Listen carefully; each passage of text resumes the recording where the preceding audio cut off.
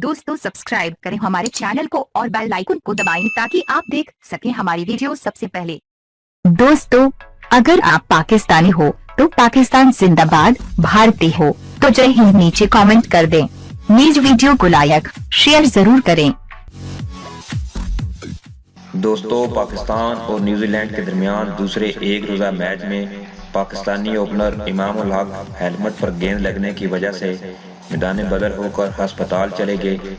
तफसीलात के मुताबिक ये अफसोसनाक वाकया उस वक्त पेश आया जब मैच के 13वें ओवर में न्यूजीलैंड के बॉलर फर्गूसन का किया हुआ तेज बाउंसर इमाम उल हक के हेलमेट पर जा लगा और वो चकरा कर जमीन पर लेट गए, जिन्हें बाद एम्बुलेंस के जरिए अस्पताल पहुंचा दिया गया। यहाँ पर उनका सीटी स्कैन किया जाएगा।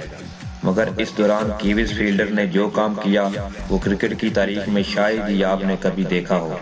दोस्तों जब भी कोई खिलाड़ी खेलते हुए जख्मी होता है तो सब क्रिकेटर्स ना सिर्फ दौड़ कर उसके पास जाते हैं बल्कि इसकी खैरियत भी दरियाफ्त करते हैं। लेकिन आज इमाम उल हक को जब गेंद लगी तो कीवीज फील्डर ने ऐसा रवैया अपनाया कि देखकर इंसानियत भी शर्मा जाए।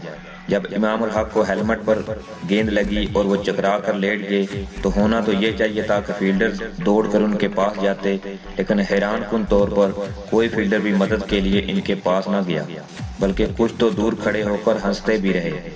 इसकी वजह से शायद ये भी हो सकती है कि आज जब 210 के दाखिलों के लिए फखर जमान और इमाम उल हक पर मुश्तमिल पाकिस्तानी शहीनों की जोड़ी मैदान में उतरी तो इब्तिदा से ही कीवीज बल्लेबाजों ने जारिया रवैया अपनाते हुए दोनों बल्लेबाजों को कई एक बाउंसर भी करवाए। और इसी दौरान पहले मैच में हैट्रिक करने वाले ट्रेंट बोल्ट का पाकिस्तानी बल्लेबाज फखर जमान से झगड़ा भी होते होते रह गया।